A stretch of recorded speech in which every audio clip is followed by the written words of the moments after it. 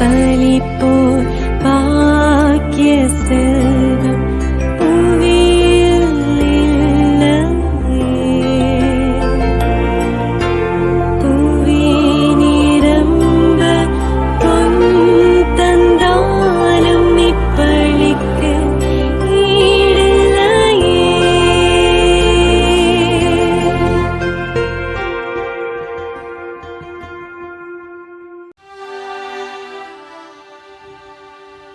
தந்தை மகன் தூயாவியாரின் பெயராலே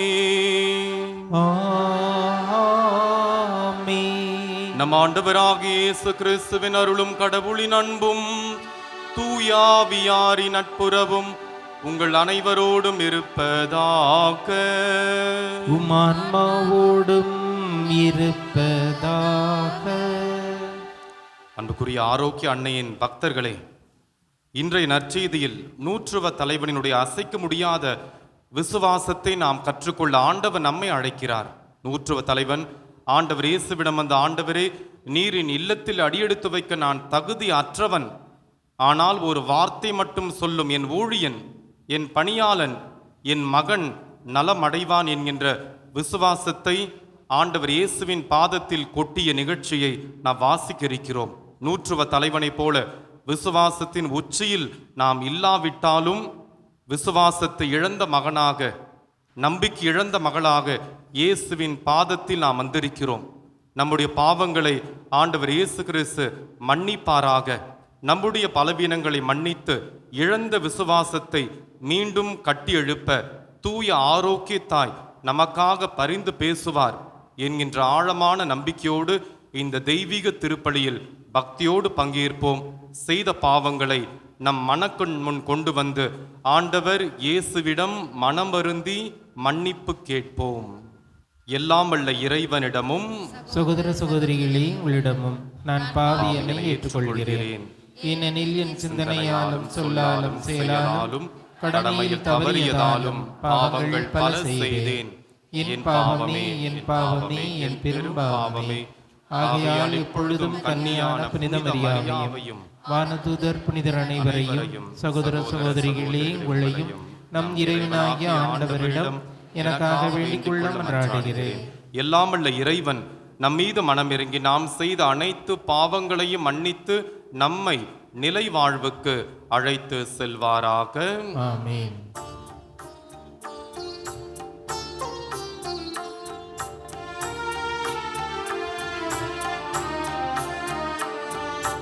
ஆண்டவரே இரக்கமாயிரும். ஆண்டவரே இரக்கமாயிரும். கிறிஸ்துவே இரக்கமாயிரும். கிறிஸ்துவே இரக்கமாயிரும். ஆண்டவரே இரக்கமாயிரும். ஆண்டவரே இரக்கமாயிரும்.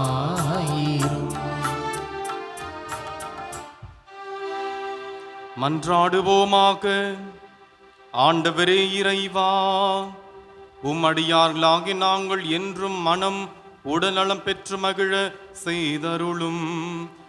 என்றும் கண்ணியான மாட்சி நிறைந்த புனித ஆரோக்கிய அன்னையின் வல்லமையான பரிந்துரையால் இன்றைய துயரங்களினின்று நாங்கள் விடுதலை பெறவும் நிலையான பேரின்பத்தை துய்த்து உணரவும் எங்களுக்கு அருள் புரிவீராக.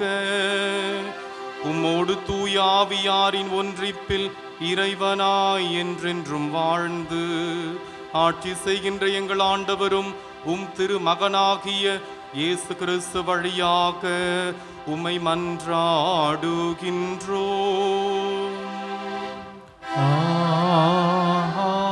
ஆமென்.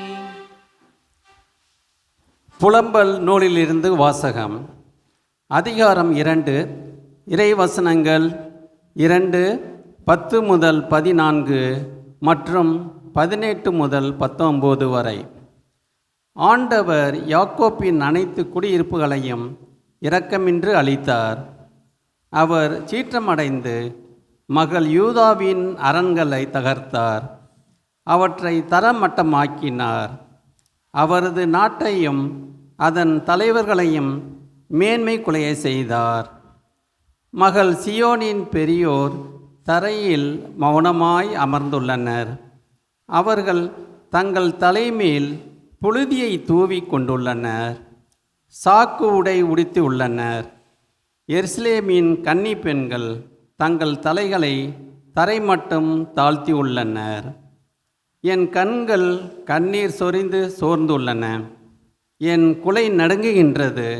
என் துயரத்தால் என் ஈரல் வெடித்து தரையில் சிதறுகின்றது. என் மக்களாகிய மக்கள் நசுக்கப்படுகின்றாள். நகர் வீதிகளில் குழந்தைகளும் மழலைகளும் மயங்கி கிடக்கின்றனர்.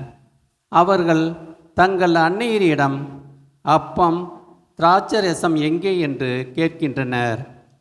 படுகாயமுற்றோரைப் போல நகர் வீதிகளில் அவர்கள் மயங்கி வீழ்கின்றனர். தாய் மடியில் உயிர் விட்டவர் போல் ஆகின்றனர். மகளே எருசலேம், உன் சார்பாக நான் என்ன சொல்வேன்? உன்னை எதற்கு ஒப்பிடுவேன்? மகன் சியோனே, கன்னி பெண்ணே, யாருக்கு உன்னை இணையாக்கி தேற்றுவேன்? உன் காயம் கடலை போல் விரிந்துள்ளது. உன்னை குணமாக்க யாரால் முடியும்? உன் இறைவாக்கினர் உனக்காக பொய்யும் புரட்டுமான காட்சிகளை கண்டனர். நீ நாடு கடத்தப்பட இருப்பதை தவிர்க்குமாறு உன் நெறிக்கேடுகளை அவர்கள் உனக்கு எடுத்து சொல்லவில்லை. அவர்கள் பொய்யையும் அப்பத்தங்களையும் காட்சியாக கண்டு உனக்கு பொய் வாக்கு உரைத்தனர். அவர்களின் இதயம் என் தலைவனை நோக்கி கூக்குரலிடுகின்றது. மகள் சியோனின் மதிலே, இரவும் பகலும் வெள்ளமென்ன கண்ணீர் பொழி. உனக்கு ஓய்வு வேண்டாம், கண்ணீர் விடாமல் நீ இருக்க வேண்டாம். எழு, இரவில் முதற் சாமத்தில் குரல் எழுப்பு. உள்ளத்தில் உள்ளதை என் தலைவர் திருமுன் தண்ணீரை போல் ஊற்றிவிடு. தெருமுனையில் பசியால் மயங்கி விழும் குழந்தைகளின் உயிருக்காக அவரை நோக்கி உன் கைகளை உயர்த்து. ஆண்டவரின் அருள்வாக்கு. இறைவனுக்கு நன்றி.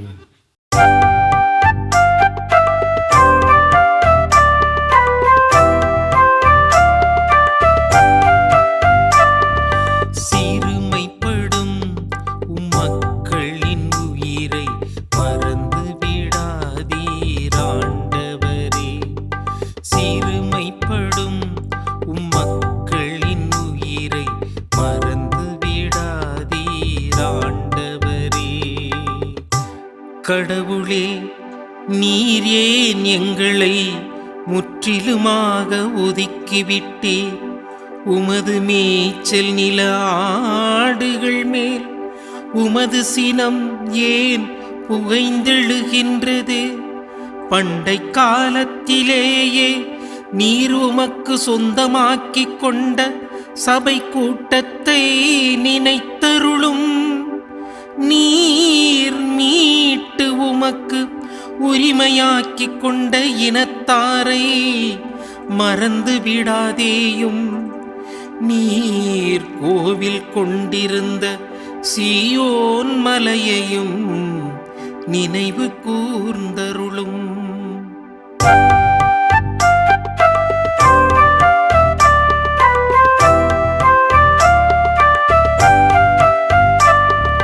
சிறுமைப்படும் மக்களின் உயிரை மறந்து விடாதீர் ஆண்டவரே. சிறுமைப்படும் மக்களின் உயிரை மறந்து விடாதீர் ஆண்டவரே.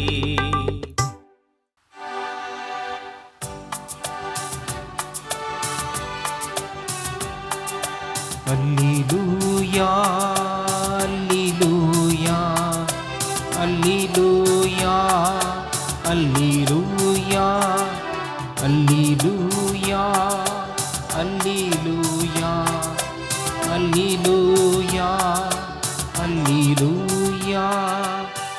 இயேசு நம் பிணிகளை தாங்கிக் கொண்டார், நம் துன்பங்களை சுமந்து கொண்டார். அல்லேலூயா அல்லேலூயா அல்லேலூயா அல்லேலூயா. ஆண்டவர் உங்களோடு இருப்பாராக. உம்மான்மாவோடும் இருப்பாராக.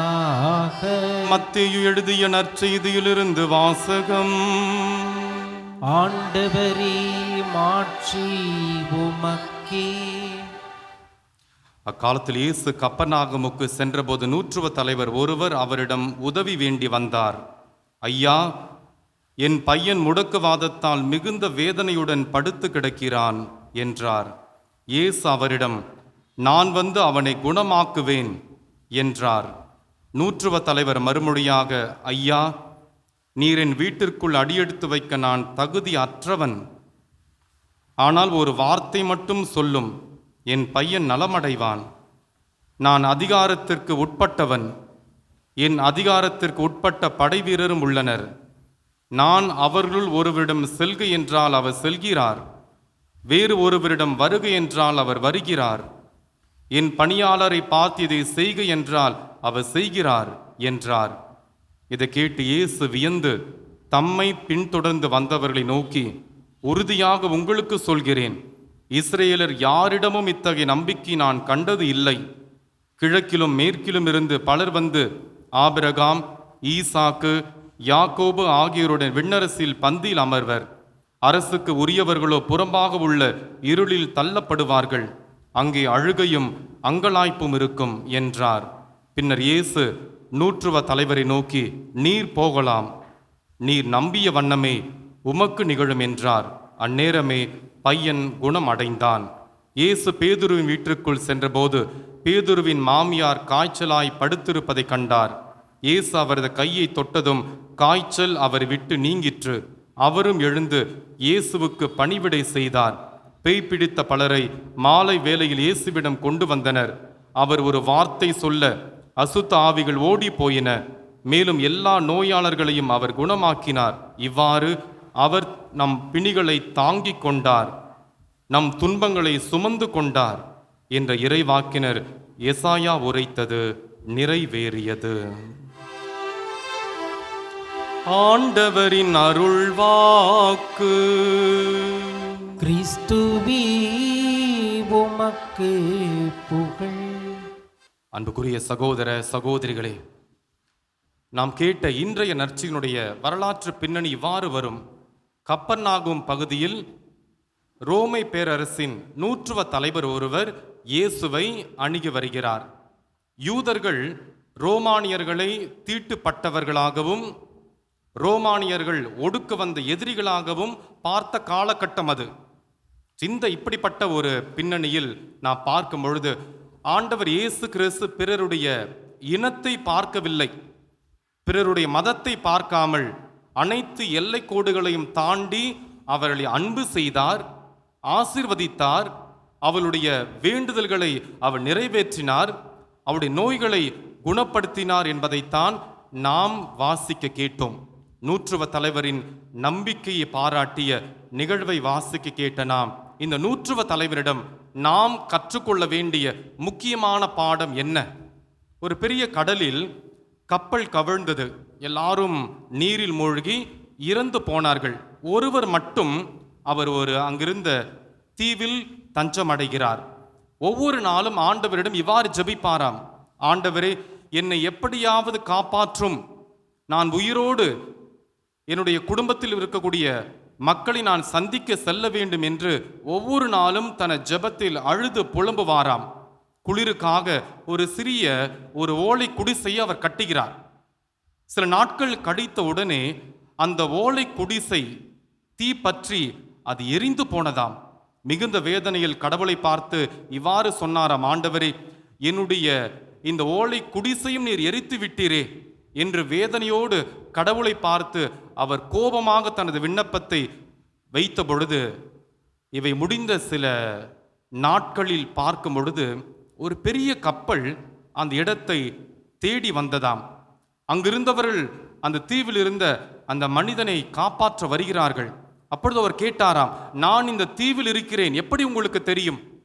அப்பொழுது அந்த மாலுமி சொன்னாராம், அதாவது ஒரு குடிசையானது எரிந்து சாம்பலாவதை, தரைமட்டமாவதை நாங்கள் பார்த்து கொண்டிருந்தோம். எனவே இந்த இடத்தில் யாரோ ஒருவர் இருக்கிறார், அவரை காப்பாற்ற வேண்டும் என்கின்ற எண்ணத்தில் தான் நாங்கள் வந்து உன்னை காப்பாற்றினோம். அந்த எரிந்த குடிசையின் அடையாளம்தான் உன்னை காப்பாற்றியது என்று அவர்கள் சொன்னார்களாம். அன்புக்குரியவர்களே, இந்த நிகழ்வில் நாம் கற்றுக்கொள்ள வேண்டிய ஒரு பாடம் என்னவென்று பார்க்கும் பொழுது, நம்முடைய தகுதிகள் எரிய வேண்டும்.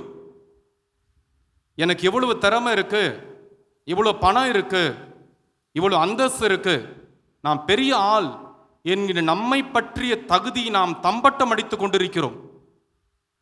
நம்முடைய மனித தகுதிகள் எப்பொழுது எரிந்து சாம்பலாகி சுக்குநூறாக மாறுகின்றதோ அப்பொழுது தான் இறைவனின் மீட்பு, இறைவனின் ஆசீர்வாதம் நம்மை தேடி வரும் என்பதைத்தான் நூற்றுவ தலைவனின் வாழ்க்கையில் நாம் கற்றுக்கொள்ள வேண்டும். நூற்றுவ தலைவன் ஆண்டவர் இயேசுவிடம், இந்த ஆண்டவரே, நீர் என் இல்லத்தில் அடியெடுத்து வைக்க நான் தகுதியற்றவன் என்று தங்களது தகுதியின்மையை அவர் மகிழ்ச்சியோடு ஏற்றுக்கொண்டார். அவர் ரோம அதிகாரியாக இருந்தார், அவரிடம் செல்வாக்கு இருந்தது, அவரிடம் பணம் இருந்தது, அவரிடம் ஆள்பலம் இருந்தது. எல்லாம் இருந்தாலும் தனது தகுதியை முழுமையாக எரித்து சாம்பலாக்கி ஆண்டவர் இயேசுவின் முன்னிலையில் தனது தகுதியின்மையை உணர்ந்த பொழுது ஆண்டவர் இயேசு கிறிஸ்து அவருடைய விண்ணப்பத்திற்கு செவி சாய்த்தார் என்பதை நாம் வாசிக்க கேட்டோம். தூய் அகஸ்தினார் இவ்வாறு சொல்லுவார், இறைவன் உங்களிடம் பார்ப்பது உங்கள் தகுதி அல்ல, உங்களுடைய தாகத்தை பார்க்கிறார், உங்கள் நம்பிக்கையை பார்க்கிறார், உங்களுடைய சரணாகதியை பார்க்கிறார். அன்னை மரியாவை போல அந்த சரணாகதி தத்துவம், அந்த சரணாகதி மனநிலை நம்மிடம் இருக்கும் பொழுது கண்டிப்பாக அன்னை மரியாவை போல நாம் ஆசீர்வதிக்கப்படுவோம். இரண்டாவது முக்கியமான பாடம், நாம் உடல் ஆரோக்கியத்துடன் இருக்கிறோம் என்றால், மன ஆரோக்கியத்துடன் இருக்கிறோம் என்றால், இதனுடைய அடையாளம் பிறருக்கு பணிவிடை நாம் செய்ய வேண்டும், பிறருக்கு உதவி செய்ய வேண்டும். இயேசு பேதுருவினுடைய மாமியாரை தொடுகிறார், காய்ச்சல் அவர் விட்டு நீங்கியது, அவர் உடனே எழுந்து அவர்களுக்கு பணிவிடை செய்ய தொடங்கினார் என்பதை நாம் நற்செய்தியில் வாசிக்க கேட்டோம். எனவே நாம் என்ன செய்கிறோம்? நமது வாழ்க்கையில் பார்க்கும் பொழுது, ஒரு அற்புதம் நடக்கும் பொழுது நாம் சாட்சி சொல்லுகிறோம், சந்தோஷம் அடைகிறோம், அத்தோடு முடிந்து விடுகிறது. ஆனால் உண்மையாகவே நான் குணம் பெற்றேன் என்றால் பணிவிடை வாயிலாக, பிறருக்கு உதவி செய்வதன் வாயிலாக என் வாழ்வு இருக்கிறதா என்பதை நாம் கற்றுக்கொள்ள வேண்டும். மத்தேயு 20ஆம் அதிகாரம் 28ஆம் வசனத்தில் ஆண்டவர் இயேசு இவ்வாறு சொல்லுகிறார், மானிட மகன் பணிவிடை பெற அன்று, மாறாக பணிவிடை புரிய வந்திருக்கிறேன். நம்முடைய மனநிலை எவ்வாறு இருக்கிறது? இன்று இயேசு விடுக்கக்கூடிய 2 சவால்கள். ஒன்று, பாரபட்சமற்ற அன்புக்கான சவால். யூதர்களின் பார்வையில் தீட்டுப்பட்ட எதிர் இனத்தை சேர்ந்த ரோம அதிகாரிக்கு இயேசு உதவ முன்வருகிறார். நம்முடைய வாழ்க்கையில் நம்மை பிடிக்காதவர்களை, நம்மை காயப்படுத்தியவர்களை நாம் நேசிக்க தயாரா? பணிவாழ்வுக்கான சவால். சுகம் பெற்ற உடனே பேதுருவின் மாமியார் எழுந்து பணிவிடை செய்ய தொடங்கினார். ஆசீர்வாதங்களை பெற்ற நான் சுயநலமாக அதை பயன்படுத்தாமல் பிறருக்கு பணி செய்ய முன் வருகிறேனா? இன்றைய திருப்பலின் வழியாக நூற்றுவ தலைவனின் விசுவாசத்தை நாமும் வளர்த்தெடுக்க, பேதுருவின் மாமியாரை போல என் கடன் பணி செய்வதை என்கின்ற ஆன்மீக புண்ணியங்களை வளர்த்தெடுக்க தூய ஆரோக்கிய அன்னை நமக்காக இடைவிடாமல் பரிந்து பேசுவாராக. ஆமென். இறைவனின் அருள் மொழி கோபுரத்தில் நான் இருவிழி தீபங்கள் ஏற்றி வைத்தேன். இறைவனின் அருள் மொழி கோபுரத்தில் நான் இருவிழி தீபங்கள் ஏற்றி வைத்தேன். புதுமை நினைவின் அலைகளினால் நான் பூ போல் மனதை அலங்கரித்தேன். இறைவனின் அருள் மொழி கோபுரத்தில் நான் இருவிழி தீபங்கள் ஏற்றி வைத்தேன்.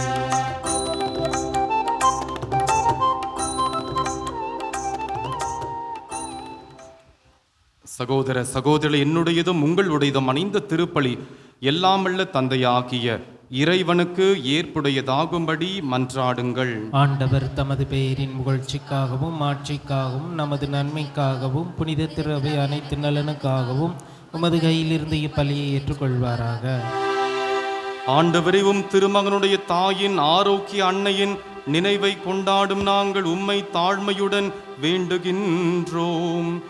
இப்பலியின் காணிக்கை உமது எல்லையற்ற அருள் துணையால் உமக்கு நிலையான கொடையாக மாறுவதாக. எங்கள் ஆண்டவராகிய கிறிஸ்து வழியாக உம்மை மன்றாடுகின்றோம்.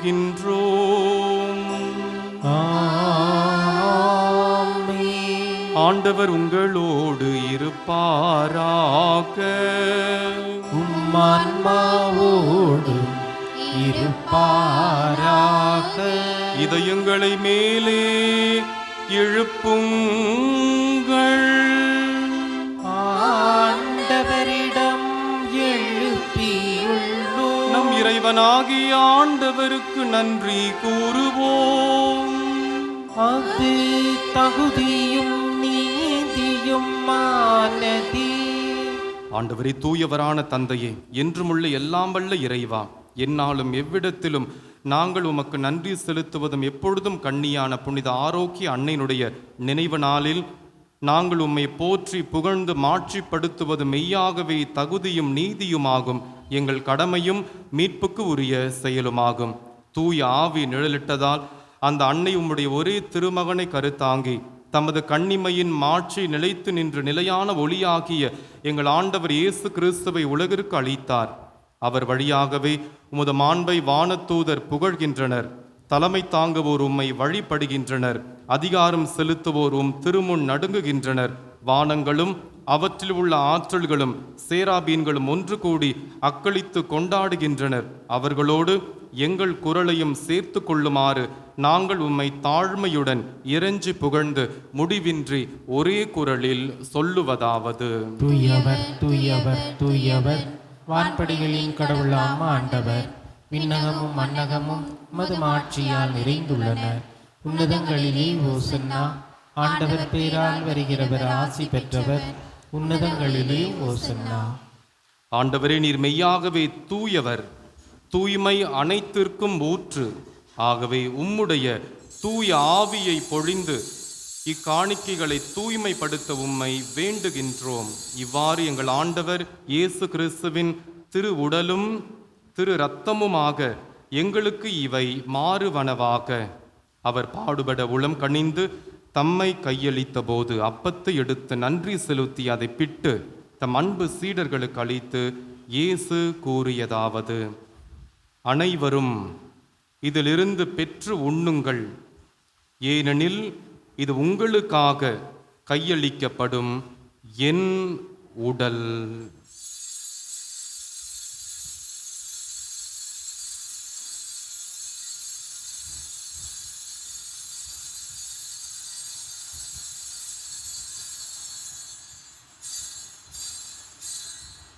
அவனுமை இரவு விருந்தை அருந்திய பின் கிண்ணத்தையும் எடுத்து மீண்டும் உமக்கு நன்றி கூறி தம் அன்பு சீடர்களுக்கு அளித்து இயேசு கூறியதாவது: அனைவரும் இதிலிருந்து பெற்று பருகுங்கள், ஏனெனில் இது புதிய நிலையான உடன்படிக்கைக்கு உரிய என் இரத்தத்தின் கிண்ணம். இது பாவ மன்னிப்புக்கென்று உங்களுக்காகவும் பலருக்காகவும் சிந்தப்படும். இதை என் நினைவாக செய்யுங்கள்.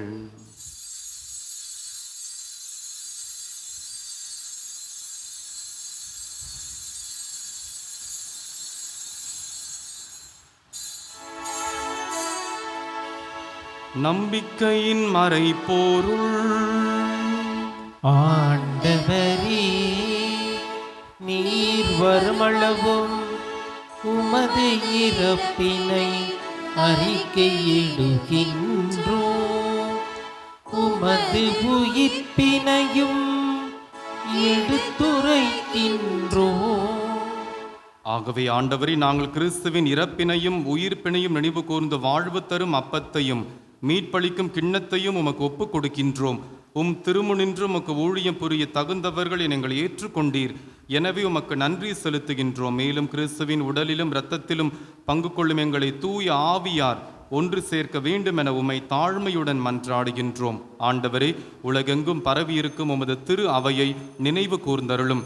எங்கள் திருத்தந்தை லியோ, எங்கள் ஆயர் ஜார்ஜ், எல்லா திருநிலையினர் ஆகிய அனைவரோடும் உமது திரு அவை அன்பில் நிறைவு பெற செய்தருளும். மேலும் உயிர்த்தெழும் எதிர்நோக்குடன் துயில் கொள்ளும் எங்கள் சகோதரர் சகோதரிகளையும் இறந்தோர் அனைவரையும் இரக்கத்துடன் நினைவு கூர்ந்து உமது திருமுக ஒளியினுள் ஏற்றருளும். எங்கள் அனைவர் மீதும் இரக்கமாயிரும்.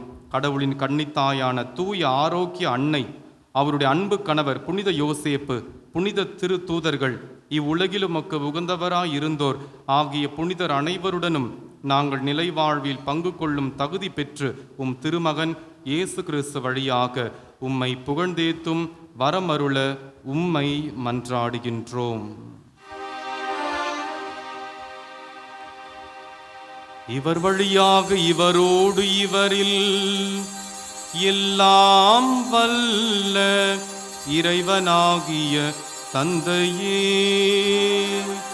தூயாவியாரின் ஒன்றிப்பில் எல்லா புகழும் ஆட்சியும் என்றென்றும் உமக்கு உரியதே.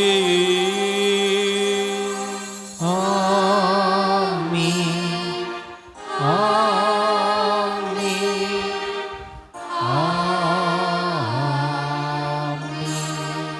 மீட்பரின் கட்டளையால் கற்பிக்கப்பட்டு இறை படிப்பினையால் பயிற்சி பெற்ற நாம் துணிந்து சொல்லுவோம். விண்ணுலகில் இருக்கின்ற எங்கள் தந்தையே, உமது பெயர் தூயது என போற்ற பெறுக. உமது ஆட்சி வருக. உமது திருவுளம் விண்ணுலகில் நிறைவேறுவது போல மண்ணுலகிலும் நிறைவேறுக. எங்கள் அன்றாட உணவை இன்று எங்களுக்கு தாரும். எங்களுக்கு எதிராக குற்றம் செய்வோரை நாங்கள் மன்னிப்பது போல எங்கள் குற்றங்களை மன்னியும். எங்களை சோதனைக்கு உட்படுத்தாதேயும், தீமையிலிருந்து எங்களை விடுவித்தருளும். ஆண்டவரே, தீமை அனைத்திலிருந்தும் எங்களை விடுவித்து எங்கள் வாழ்நாளில் அமைதியை கனிவுடன் அருள உம்மை மன்றாடுகின்றோம். உமது இரக்கத்தின் உதவியால் நாங்கள் பாவத்திலிருந்து எப்பொழுதும் விடுதலை பெற்று யாதொரு கலக்கமும் இன்றி நலமாயிருப்போமாக. நாங்கள் இது நோக்கியிருக்கும் பேரின்பத்திற்காகவும் எம் மீட்பராகிய இயேசு கிறிஸ்துவின் வருகைக்காகவும் காத்திருக்கின்றோம். ஏனெனில் ஆட்சியும் வல்லமையும் ஆட்சியும் என்றென்றும் உமதே. ஆண்டவர் இயேசு கிறிஸ்துவே, அமைதியை உங்களுக்கு விட்டு செல்கிறேன், என் அமைதியை உங்களுக்கு அளிக்கிறேன் என்று உம் திரு தூதர்களுக்கு மொழிந்தீரே. எங்கள் பாவங்களை பாராமல் உமது திரு அவையின் நம்பிக்கையை கண்ணோக்கி உமது திருவுளத்திற்கு ஏற்ப அதற்கு அமைதியையும் ஒற்றுமையையும் அளித்தருள்வீராக. என்றென்றும் வாழ்ந்து ஆட்சி செய்கின்றவர் நீரே. ஆமென். ஆண்டவருடைய அமைதி உங்களோடு என்றும் இருப்பதாக. ஆன்மாவுடன் இருப்பதாக. ஒருவருக்கொருவர் அமைதியை பகிர்ந்து கொள்வோம். உலகின் பாவங்களை போக்கும் இறைவனின் செம்மறியே, எங்கள் மேல் இரக்கமாயிரும். உலகின் பாவங்களை போக்கும் இறைவனின் செம்மறியே, எங்கள் மேல் இரக்கமாயிரும். உலகின் பாவங்களை போக்கும் இறைவனின் செம்மறியே, எங்களுக்கு அமைதியை அளித்தருளும். இதோ இறைவனின் செம்மறி, இவரே உலகின் பாவங்களை போக்குகின்றவர். செம்மறியின் திரு விருந்திற்கு அழைக்க பெற்ற நாம் அனைவரும் பேறு பெற்றோர். ஆண்டவரே, நீர் நிலத்தில் எழுந்துள்ள நான் தகுதியற்றவன், ஆனால் ஒரு வார்த்தை மட்டும் சொல்லியருளும், எனது ஆன்மா நலமடையும். வல்லமையுள்ள மன்றாட்டு அருள்மழை பொழியும் ஆரோக்கிய தாயே, துன்பப்படுவோரின் துயர் துடைக்கும் தயமிகு தாயே, இதோ அசைக்க முடியாத உமது நம்பிக்கையுடன் உமது திருத்தலத்தில் குடியுள்ளோம். உமது வல்லமையுள்ள மன்றாட்டினால் எங்களை காத்தருளும். நாங்கள் எவ்வித தவறிலும் கேட்டிலும் விழாதபடி எங்களை கரம்பிடித்து வழிநடத்தும் தாயே, எல்லாவற்றிற்கும் மேலாக இறையேசுவையே அன்பு செய்யவும் அவருக்காகவே வாழவும் எங்களுக்கு துணை செய்வீராக. ஏழைகளையும் ஆதரவற்றவர்களையும் அன்புடன் அரவணைக்கும் அன்னையே, எங்கள் ஆண்டவர் இயேசு கிறிஸ்துவோடு ஒன்றித்திருக்கின்ற நீர் சக்தி மிக்கவராக இருக்கின்றீர். அம்மா, நாங்கள் கேட்பதை தட்டாமல் தருகின்ற அன்பு தாயே, துன்பத் துயரங்களிலிருந்து எங்களை காப்பாற்றும். தீராத வியாதி வருத்தங்களிலிருந்து விடுவித்தருளும். வறுமையில் வாடும் எங்கள் வாழ்வை வளமாக்கும். அமைதியின்றி அலையும் எங்களுக்கு ஆறுதல் தாரும். வாழ்வதற்கு அறியாத வருந்தும் எங்களுக்கு வாழ வழிகாட்டும். எங்கள் குடும்பங்களையும் தொழிலையும் ஆசீர்வதித்து பாதுகாத்தருளும் தாயே. ஆமென். மன்றாடுவோமாக. ஆண்டவரே, விண்ணக உணவை உட்கொண்ட நாங்கள் உமது கனிவை வேண்டுகின்றோம். என்றும் கண்ணியான புனித ஆரோக்கிய அன்னையின் நினைவு கொண்டாட்டத்தில் மகிழ்வுறும் நாங்கள் அந்த அன்னையைப் போல வாழ எங்களுக்கு அருள் புரிவீராக. எங்கள் ஆண்டவராகிய கிறிஸ்து வழியாக உம்மை மன்றாடுகின்றோம். ஆமென். ஆண்டவர் உங்களோடு இருப்பாராக. உம்மான்மாவோடும் இருப்பாராக. எல்லாம் வல்ல இறைவன் தந்தை மகன் தூயாவி உங்கள் அனைவரையும் ஆசீர்வதிப்பாராக. ஆமென். சென்று வாழுங்கள், திருப்பலி நிறைவேறிற்று. இறைவனுக்கு நன்றி.